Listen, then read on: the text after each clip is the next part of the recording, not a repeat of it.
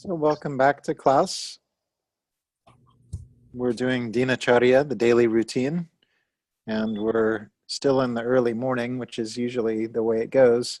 I joke often during this class that we're kind of like the military. We do more before 9 a.m. than most people do all day. So, and that is the key.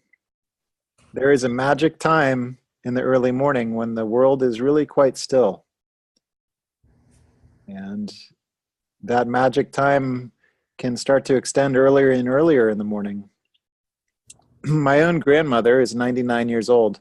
She is a Mother Teresa type Catholic who for every day has lived life from 5 a.m. to 11 p.m. and oftentimes is up earlier than 5 a.m. And almost all people that are successful as small business owners or anyone will tell you the key is to be up early. There is a magic that happens early. I also frequently tell my students and teachers the best time to schedule any important meeting, the best time to talk to your spouse about any challenge you're having, the best time to talk to your kids, the best time to do anything is in the morning. Get people when they're fresh. Don't get people later in the afternoon, late in the day when they're beat up. See people early. You have a doctor's appointment, try to be the first one.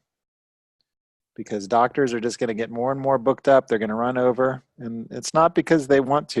You know, it's a very difficult job being a Western doctor in this era. So any questions you all have so far about the Dinacharya, the daily routine? I just had one quick question about the drink. Very briefly, you mentioned the drinking containers. Yeah. Could you repeat those?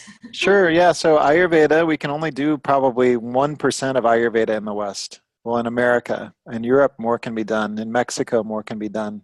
In Canada, more can be done. But the use of metals is a huge category of how Ayurveda interacts with the world and with this earth plane. So we drink water out of copper vessels. Copper is pittogenic, it's heating in nature, it moves things through the body. So copper is used if people are suffering from vata disorder or kapha disorder. But silver is used if people are dealing with pitta disorders. And this is in general, it's even what you wear on your skin. So if you're a pitta predominant person, then silver jewelry better. Of course, the whole science of Vedic astrology will teach us more about what gemstones and how to encase them and all of that. But the basics around water drinking are copper for vata or kapha and silver for pitta. Now, there are other things you can do, like those of you that tend towards constipation can soak raisins overnight and you can drink raisin juice in the morning. You can, of course, do the same thing with prunes or prune juice, but fresher is better. You know, buying prune juice at the grocery store that's dead and been sitting in a glass jar for 3 years is not going to be as effective. What other questions do you all have about Dinacharya, the daily routine? The magic of the morning, that's what where we're at still. Well, breakfast we kind of skipped over. Yeah, so breakfast happens after yoga asana practice, so we had to skip over as much as we didn't quite get there yet. Oh, sorry. Yeah. And if Kelsey herself has not quite gotten there, then that's a problem. Kelsey's a pitta predominant lady, and generally pitta people wake up hungry. They have a well-developed agni, so they do need to eat.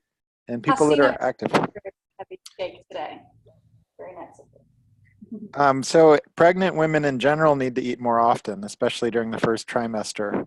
One of the simplest ways to deal with that ever-present nausea is to eat smaller and more frequently. Actually lost 6 pounds. But it's still a challenge, you know.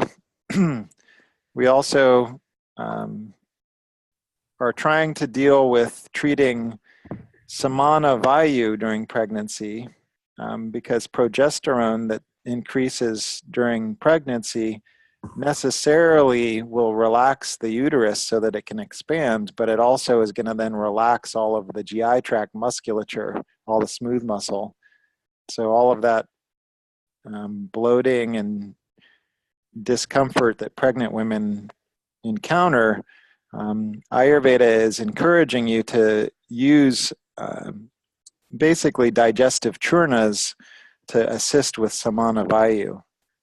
So in Hasina's case, because she's kapha predominant, she can be certainly using the stronger carminative herbs like cinnamon and ginger. However, she can also, because it's summer, be using the ones that are not as heating, which are coriander, cumin, and fennel. And how she takes those, the simplest way is just to take some sort of tea form. She could try doing a lassi, which is half yogurt and half water with roasted cumin. That's a simple digestive aid to take. But honestly, with pregnant women, so much depends on circumstance, what the, who the father is, what the makeup of that, because that the father's genetics is also contributing to what's happening for her. But we do want to try to help her with samana vayu. It's interesting because generally when we have any kind of bloating or gas problems or nausea, we're looking at treating the GI tract at the bottom of the tube first. So we're usually looking at the colon and apana vayu, the downward current, because if the downward current's messed up, then everything up above it's going to be messed up. But with a pregnant lady, we don't want to stimulate apana vayu too much because we want to keep that developing baby on the vine. So in that case, we're usually treating samana vayu, which is that which is interacting in the intestines. So things that keep Agni strong without increasing nausea is the challenge. So if she's having a lot of nausea itself is generally a pitta problem. So we like coriander, cumin, and fennel. And cardamom. Cardamom is also useful. So it's like, Dr. Ladd called it CCF, but this would be CCCF. Coriander, cumin, cardamom, and fennel, which are also great for all of us in the summertime. Any other questions? I had a quick question, Pierre. Yes. I often get a question. I wonder, there's two types of nasya oil here. Do you Right. recommend one for pitta, one for vata, one? Right, that's absolutely true. We used to carry more. The school just has the challenge of, retail items expire. So we're the number one nasya that's recommended for vata people is something that's very building and very heavy. So that's Brahmi ghee. It's actually ghee. It's not even sesame oil based. So this Brahmi ghee we don't carry anymore because it would expire sooner, and I don't like having things around that expire. We have super nasya, which is great for everyone, but it has rose and sandalwood in it, which makes pitta people really love it because pitta people love rose and sandalwood. It also has enough other herbs that it's tridoshic in nature. The green one, the Sharada nasya, has more vacha or calamus in it, which makes it much stronger and better for kapha dosha. Now, nasya oil, and doing nasya is a practice. People do nasya at the wrong time, or people do nasya like, too close to eating or too close to exercising or something like that. Then people can get really uncomfortable during nasya, and then they'll have an aversion to it. So nasya is not to be done near exercise. It's not to be done near food. We don't do anything in any orifice on really young people or really old people because they have this scary feeling like, oh my God, I can't get it out of me. So those are the general contraindications. Some people start sneezing after nasya and they can't stop sneezing, and then they also develop an aversion to it. So it's not just this magic thing that everyone should do all the time. So nasya oil can be incredible, though. It can super change the consciousness. For some people, it's such an amazing thing to learn how to do early in the morning. before going out in the world, especially during autumn and winter. I want to talk a little bit about pooping, just to review. So squatting is best for pooping, not sitting on toilets. So at least have something that you can push your feet into.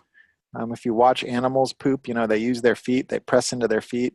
When babies are constipated, you can press into their feet so that they can have something to push in with their feet. So squatting is way better. Traditionally, we use the left hand for cleaning and the right hand for eating. So wiping the butt or cleaning yourself with your left hand. And toilet paper is dry, so make sure that you wet toilet paper when you're using it. These kind of daily habits are important to teach and talk about. When young people are like, well, why are you talking about this? I don't want to hear about this. Because young people's bodies are like brand new gardens, and they're like, you know, really pretty functional. And even if you make an injury to it, it'll easily recover. But as people get older, that's not true. And so what we are in our 30s, 40s, 50s, 60s, 70s, 80s, 90s, we're just accumulation of all of these daily things that we've done. And that's why the daily routine is the cornerstone of health. And I talk about these mundane things because in the mundane is really the most beautiful part of life if we really be with it. I always say the bathroom is either this rejuvenation station or the bathroom is a dump station. Like, have the bathroom be a rejuvenation station.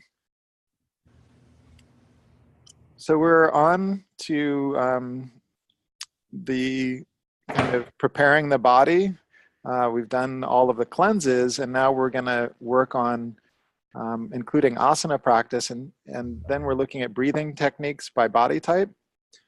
And the basic, you all have this class every day, so I'm not going to go over it regularly too much in detail, but with Kapha dosha, we want to mobilize energy. So we do, you know, Bhastrika, the bellows breath.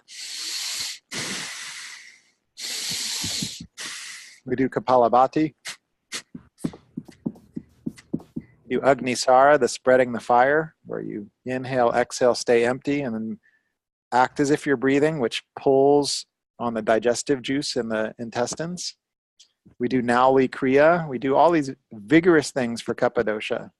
For Pitta people, we want to get them out of their heads. So we like singing, we like chanting, we like making Omkara. Om. And we like cooling breath, which we can all do one right now. So I usually say in through the teeth first. So breathe in through your teeth. Then out the left. In through the teeth. Out the left. But if you're able to use your tongue, then curl your tongue and go in through the curled tongue. Then out left. One further refinement, either technique, you'll touch the tip of your tongue to the roof of your mouth behind your teeth after you inhale. So one more time.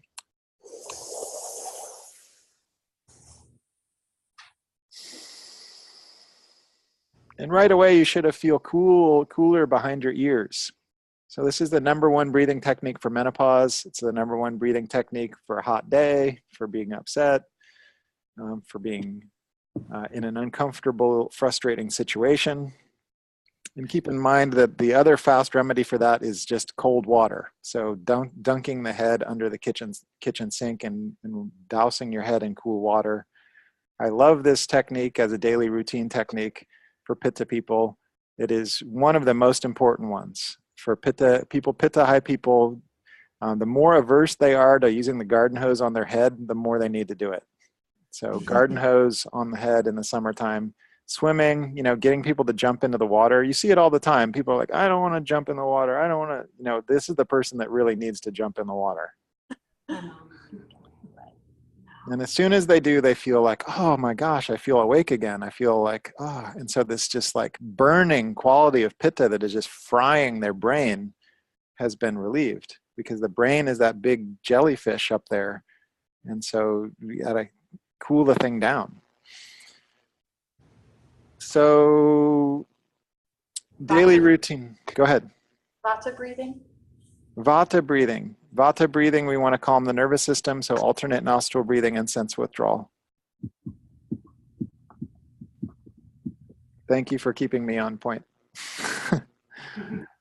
This whole thing is talked about at length in your manual. And breathing techniques, this is where we want to introduce these to young kids. The kids should learn how to do all of them. And they should learn which one's best for them. I like teaching kids that they can close their ears at any time if they're feeling like they need to find out, feel how they're feeling, and that how they're feeling is important, and they need to learn to trust it.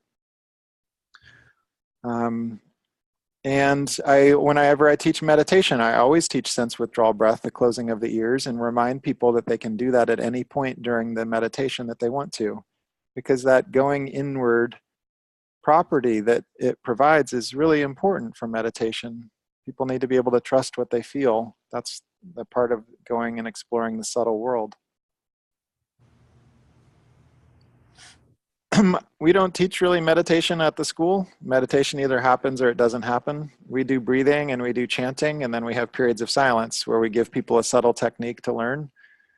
And, that's really left to people finding a bigger meditation lineage, and that's why in the second or advanced teacher training, everyone has to at least sign up for the self-realization lessons, or they need to do something similar, like go to Isha Yoga and do one of their 3 or 5 day programs. Because learning meditation techniques and breathing techniques, the efficacy of it is really capped by who you learn those things from. And so it's important that we as yoga teachers don't think that we're the end all be all, but we can tune people in or share avenues where people can tap into much bigger paths. That being said, we do have meditation on the schedule every day, breathing and meditation, and I do like for you all to have a little period of silence at the end of your breathing techniques. So that's what we recommend, is that people learn these breathing techniques and then they sit for a few minutes with their palms face up and just be receptive. And this time of year, outside is best. Like meditate outside, go to the river, sit under a tree. Why be inside? So we're talking about dressing and natural scents. So the use of natural scents are a way to help protect. Ideally, the breathing techniques and meditation have helped you put on your own nervous system, and that's important. You'll hear me say it over and over again. The most important reason to do meditation and breathing in the morning is so that you claim your own nervous system. If you don't claim your own nervous system, then you're going to go and react to other people's nervous systems. So instead, claim your nervous system and go act in the world. Otherwise, you're just going to react to others or overreact. Then there are all these things we do to kind of help protect us as we go out into the world, and this world is going to beat you up. I mean, we go out into the world at this point, and the world is full of delusion, and it's not going to change in your lifetime. It's just a big movie of creatures like struggling toward the light. If you look down on the ground, you see creatures just eating each other. It's not that much different in the human world. So don't expect the world to be nice or kind or anything like that. Like, be aware and be awake, and discern the people to be around and discern the ones not to be around. But one of the ways we protect ourselves, you can dress with the color of the day. So each of the planets is there to help protect you. Each of the planets has an influence. It's a way of honoring the planet of the day. Today is Saturday. It's Saturn Day. It's black or dark blue. Saturn's the great teacher. Yeah, that always works at a yoga studio for people, ladies who are in their yoga pants. Then, the properties of Saturn are really that I'm willing to do what's, difficult and do, that which is, my learning lessons. So Saturday is a good day to rededicate to those projects that have been put aside around self-betterment. It's also, Saturn is old people, so being of service to the elders, being of service to teachers. It's the underprivileged, the poor. It's the lame, the people that have injuries. So each of the day has properties that go with it. You can read more about this. The Greatness of Saturn is a book Robert Svoboda wrote. It's a real good introduction to Vedic astrology. Light on Life is another good introduction. So color for the day, then scents by body type. Vata people, we want things that are grounding. Pitta people, we want things that are sweet. And Kapha people, we want things that are stimulating. So, you know, Do you have say it again. Examples, please. Yeah. So, I mean, like vata, like things like amber is really grounding. Any of the earthy based scents that are also somewhat sweet in nature. Pitta, like rose, jasmine, geranium, you know, all of the flower scents. And for Kapha people, I like the things that are activating all of the trees, basically pine, fir, spruce, but also things that are spicy, you know, patchouli, things like that.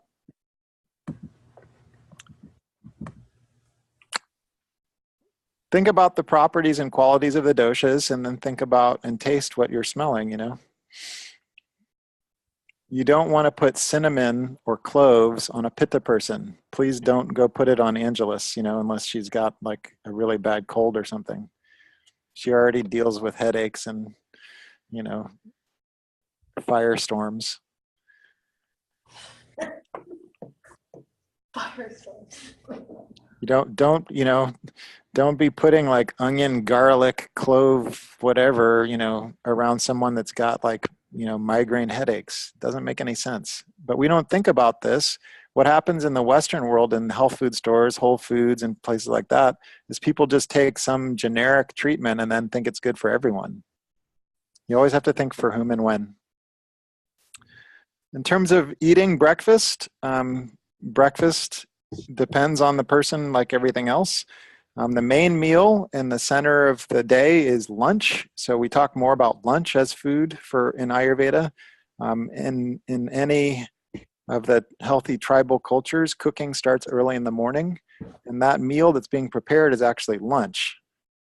So breakfast is usually light and polite, like fruit, easily digested fruit. During the winter, something like oatmeal.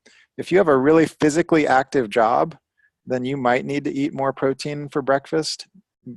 If you have kids who are going to be like playing sports or athletics, then of course they're going to need some more protein. But generally, breakfast should be something the little kid in you is super excited to have, which is actually, you know, full of prana.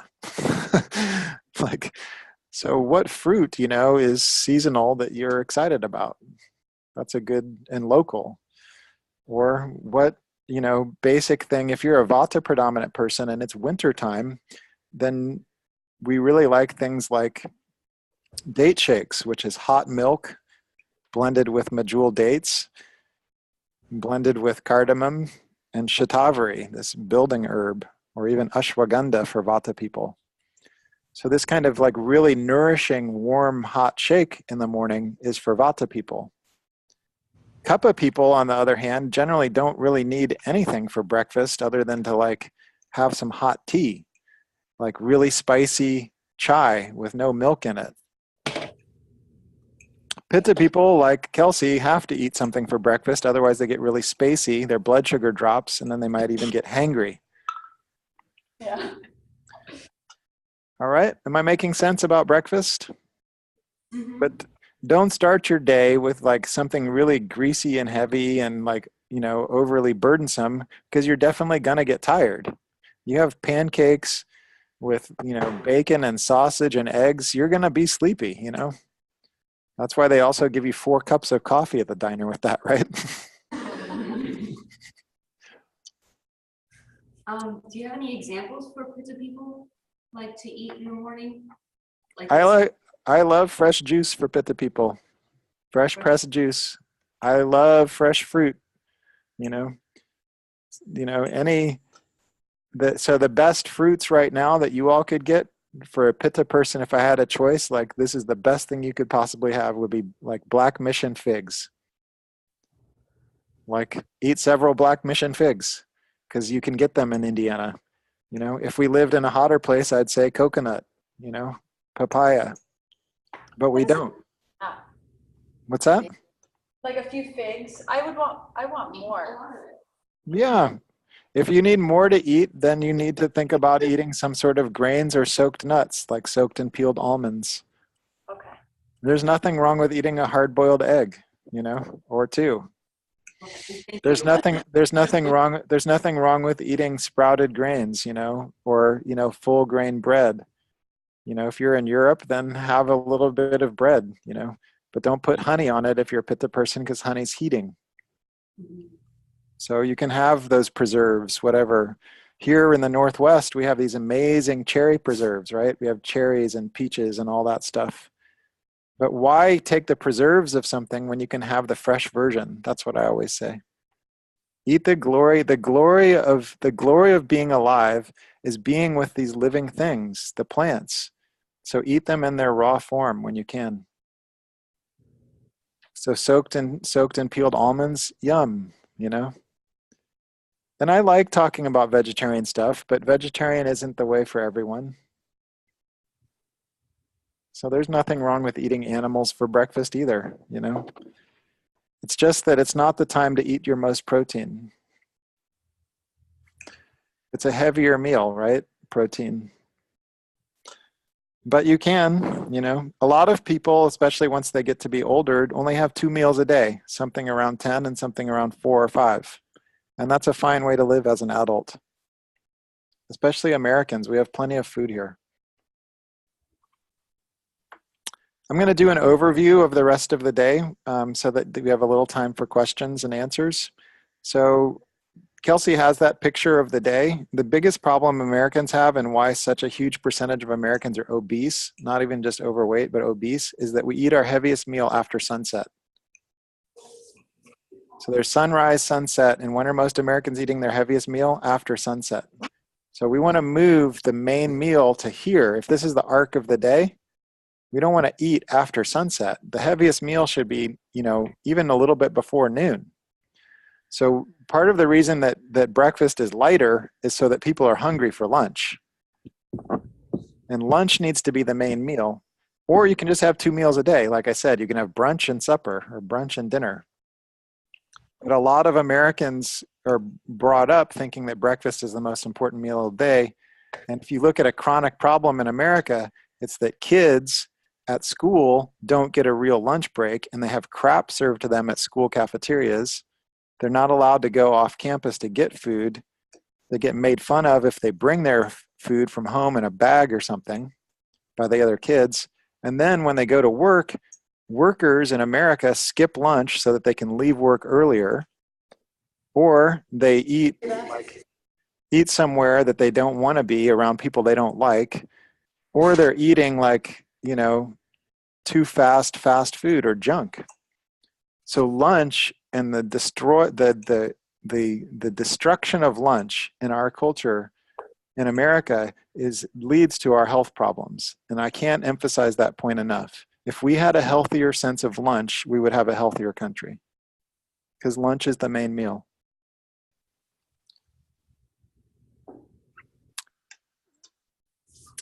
As an overview for the rest of the day, especially when people are vata high, then taking a nap after lunch, lying on the left side is indicated. Kapha people, we generally want them to take a walk after lunch. It's a good idea if Americans could have a 90-minute lunch break, or at least a 60-minute lunch break where they ate and then walked after lunch, got outside again, reconnected to the world, they'd be much more productive in the afternoon. They'd feel more vitalized.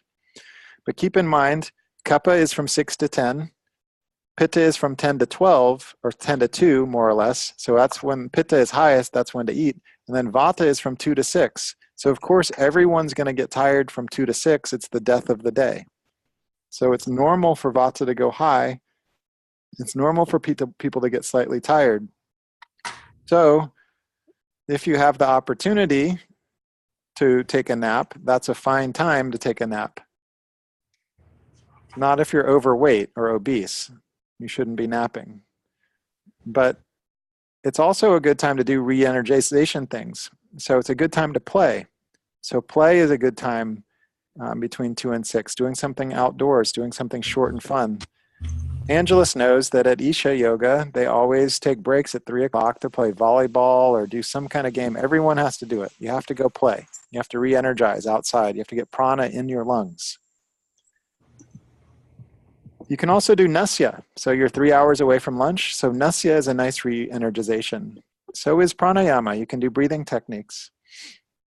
Generally with people in a corporate setting, I just ask them to have some kind of timer that goes off at 3, and they go and take a 5 to 10 minute break, and they just put whatever they're working on aside and just get away from their computer screen. So we have to think practically of how to steer people. With most Americans, I want them, so then there's the end of work, and I always address in the Dinacarya, people hate their jobs. This is no way to live life. So instead, people need to at least come to a point of, hey, I'm doing what I'm doing as a part of the journey toward where I'm headed.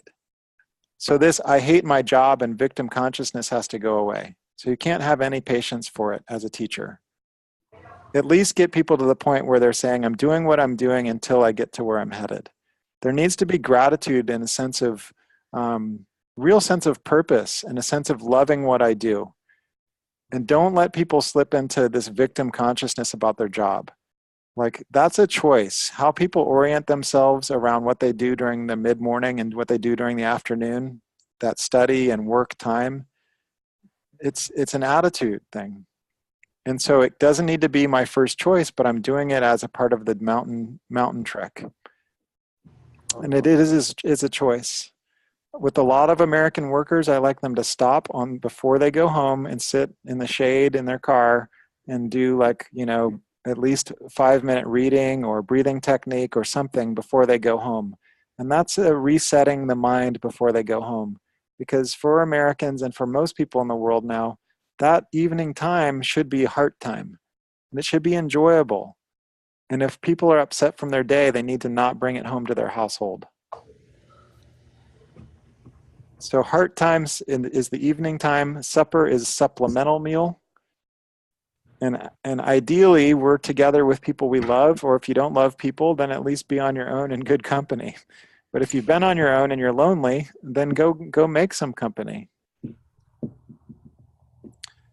A few secret things about going to bed. People suffer from insomnia. Vata people get lonely, scared. Pitta people have trouble letting go of the day. They overprocess. And Kapha people have distorted breathing. So Vata people, they can make sure that they have some sense of togetherness or connectedness, even a sense of, a meaningful altar time, warmth, being in a blanket, being warm enough, taking a warm shower, being held, asking to be held. A lot of times I teach, it's mostly women, and I say, men don't pick up on it. You have to ask them. They'll usually do it. Like, just ask them, will you hold me? At least put your hand behind my shoulder or hand behind my heart. Pitta people, it's about turning off the screens. Like, they need to be off before the sun goes down. And then for either one, the application of Brahmi oil to the feet. So Brahmi is this nervine herb. And oftentimes when Vata is high for people, if they just apply oil to their feet and put socks on, it'll help them go to sleep. Karnapurna, this oil treatment in the ear, is also deeply relaxing. So this is another helping you go to sleep thing. People need to have a sense of really being able to let go. Before bed, most people, we take Triphala. Triphala is this 3 herbs that we use for GI tract cleaning, but it also gradually cleans the whole body, prevents toxicity. You don't need to take it every night, but it is a good thing to know as a regular practice. And then I like for people to have a nightly prayer or a song or a reading. You're still just a kid in there, so do something that really lights you up, that gives you a sense of being connected to a myth, to something mythic, not just this rational, earth plane. Because this rational earth plane goes away, and we need to stay connected to the myth, to the story of life. Pierre? Yeah. Evening time for Kapha? Evening time for Kapha people, we like them to do cleanses again because they have trouble. Their nose and whatever gets all clogged. So first of all, Kapha people shouldn't be eating a heavy meal for supper. Out of all the people, they need to be having salads or clear-based soups for supper. And then they need to do cleanses again at night. They're going to need to do possibly Kapalabhati again in the evening. They're going to need to possibly gargle again before they go to bed. They might need to do a steam tent. Steam tent is generally good during the spring, where they cover themselves with a towel and they have pine or some scent, strong scent, and some steaming water so that they deeply are breathing that in. They make all of these things, even Vicks vapor rub and whatever, right? All these are just Ayurveda treatments that have become popular. And the problem with the Western version is they use petroleum jelly and things like that. But Ayurveda long ago had those treatments that you apply to the upper lungs. Thank you. So that's the overview. It's time for us to end class here in the next 5 minutes, but I want you to have the next few minutes to ask any personal questions about the daily routine or Ayurveda in general.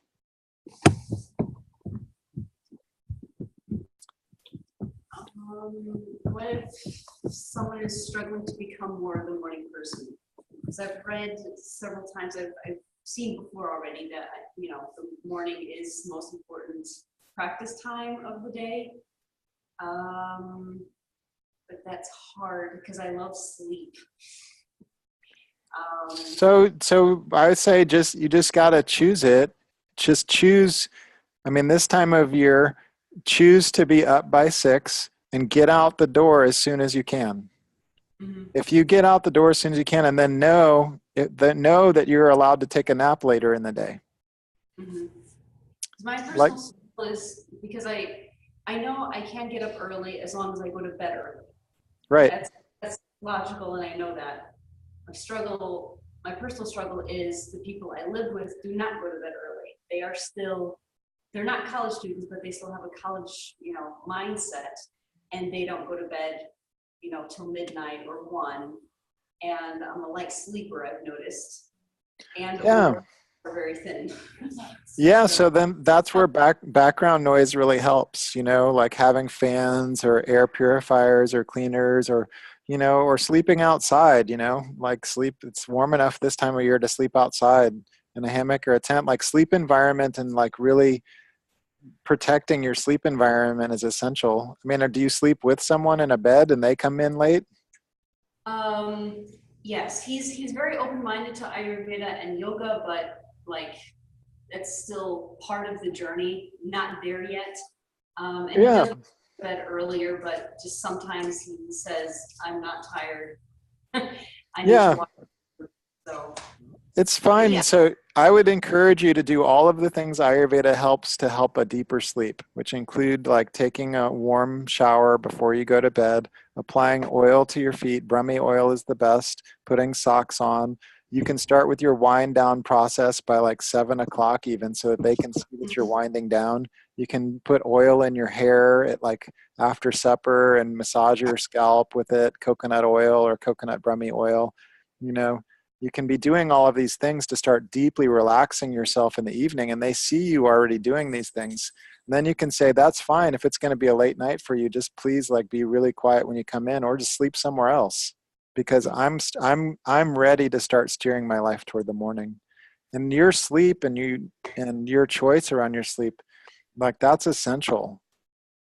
So, that's not a point of discussion. It's healthy boundaries, and there's nothing wrong with saying to even one's, spouse, like, that's fine if we're going to have slightly different lifestyles, but let's make sure that we also have places where we intersect, Let's make sure we have places where we're sharing life. Yeah. Try the Brahmi oil on the feet. It really helps a lot. Try Karnapurna, learning warm sesame oil in the ear. Try massaging oil into your hair like at 7 o'clock at night and keeping it in for, 30, 45 minutes, then taking a warm shower. You yourself like really start to invoke the heavy quality earlier. And do it in ways that are visible so everyone else sees that that's what you're doing. Yeah. Okay. Thanks. And then protect your sleeping place, protect it like it, is essential to your life, because it is. Yes. Noise makers that are, enjoyable, not horrible. Like, you know, Pitta people generally don't like electronic things, they're really sensitive to all. So it can be difficult. But, you know, I would rather sleep in a nice, quiet corner of a closet in the basement if I knew it was going to have good, you know, good enough air and was going to be quiet, than sleep in a big, fluffy bed with lots of noisy distractions and people doing stuff. Yeah, like if my friend's Xbox is on sleep mode, I can hear the difference between when it's on sleep mode and when it's off. Like I do hear, I'm very sensitive to the buzzing of sleep modes in all electronics. Yeah, all that stuff's real, and I'd encourage you to reclaim your connection to the outdoor world as much as possible, and really to, you know, I'm confident that, you know, we can keep having this discussion if you want, Agatha, but I'm confident you're going to find your way. Thanks. Here What about oil? Yeah. So, what oils? Now, the oils in these little small bottles. Can you see that one? Yeah. They are. What's the difference in this? It says the Ayurveda herbal body massage, and then the taller ones that like have manpower or. Good question, Angelus. I forgot to cover that. So those smaller glass bottles that are 4 ounces are really, really herbally thick. If you poured some of it in your palm, or you would smell how strong it is. I mean, it is super strong. Those are for Abhyanga. Those are medical oils that you need to wash off, like after a couple hours. You don't wash it all off, but you wash it off. The manpower and woman power and shochi and almost all massage oils you buy anywhere else, those you can put on your skin and leave on. You don't need to wash them off. Okay. And so Abhyanga is really only realistic for most Americans, like once a week, unless you're like retired or don't have a job or whatever, or your job is actually endorsing Ayurveda products. Yeah. So a person like myself, which oil would I use? Well, right now, you know, I think you probably need to use Brahmi oil on your feet and maybe in your head, like I just talked for Agatha, to help you go to sleep as you navigate life change. During the summertime, I don't really think you need that much oil. You should be probably exfoliating and do lymphatic, you know, dry brushing and stuff like that to keep stuff moving out of you, and sweat. That's what I'd like to see you do. But by the time we get to the autumn time, it depends how much you've been exercising. You're either going to be using the Pitta oil or the Kapha oil. If you're overweight and you feel, you know, kind of like you've lost sort of connection to body parts, then the Kapha oil would be good. But your general basic would be, you're a Pitta predominant person, so that would be the Abhyanga oil that you should use. If you're not going to do Abhyanga and you're just looking for a daily use oil, then this time of year you can be using coconut oil on your gaskets, on your fingernails and toenails, or you can be using the woman power oil. Either of those would be fine. But when we get to wintertime, you need to switch to sesame oil. Or you can keep using that woman power oil, it's fine. Because coconut is cooling. I had food sensitivity test. Yeah. I'm sensitive, sesame causes inflammation in my body. Yeah. Sesame. You know, I don't know. I mean, it's difficult. I have really, over the last 25 years of dealing with all of these testings that the Western doctors do, first of all, like it depends if they're blood tests or how they're doing the tests. If they're, but your blood's going to change every 5 days. So, you know, sensitivity, it's hard to say. I like for people to really learn gardening by actually applying things on themselves and eating things themselves and see how they respond to things. I don't really put a lot of faith and trust in the Western sensitivity testings. That being said, it is useful information for you to call into consideration. And there are people that have severe allergies, and that's different. So what I'd encourage you to do is notice if you're keeping a healthy daily routine, and then you add something to that routine, let's say like a sesame oil based product, and then you start to notice some problem,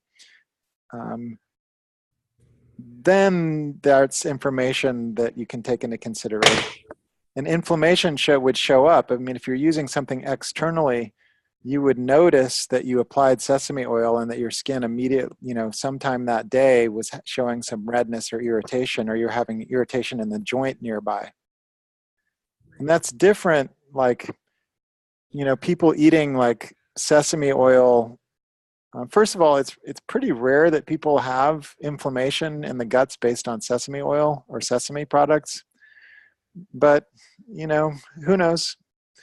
That's my long-winded spiel on it. Thank you. I would much prefer that people take matters into their own hands around by having a clean lifestyle and a clean diet, and then introducing things into that and seeing what happens. I don't put a lot of faith in these tests. Okay. And I really don't, it's kind of a risk for me, especially in a recorded session, for me even say something like that. I think it's important for me to say that, you need to trust what your Western doctors say, and you need to like be in line with them, and that I can go to jail for suggesting otherwise. Okay. Just emphasize it is your opinion. Yeah, it's just my opinion. Okay, thank you, Pierre. All right, well, we'll end with a closing chant. It's been nice to meet you, Agatha. It's good to see you, Angelus and Hasina. I'm so thrilled to see you all. Don't be in a hurry to change your whole lifestyle and resurrect, health is, the cornerstone is the daily routine. And certainly there are times when we can just say, okay, that's it. I'm going to start waking up at 6.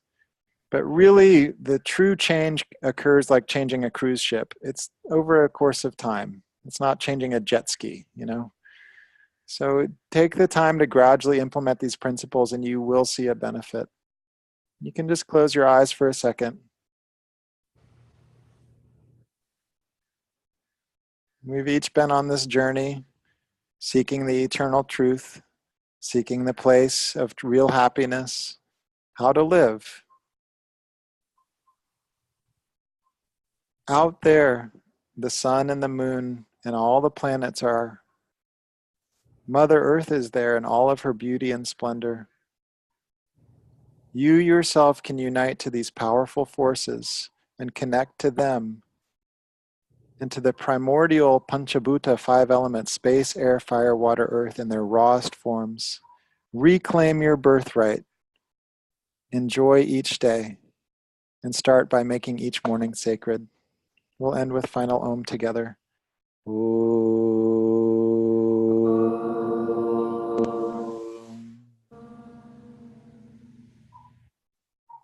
Namaste.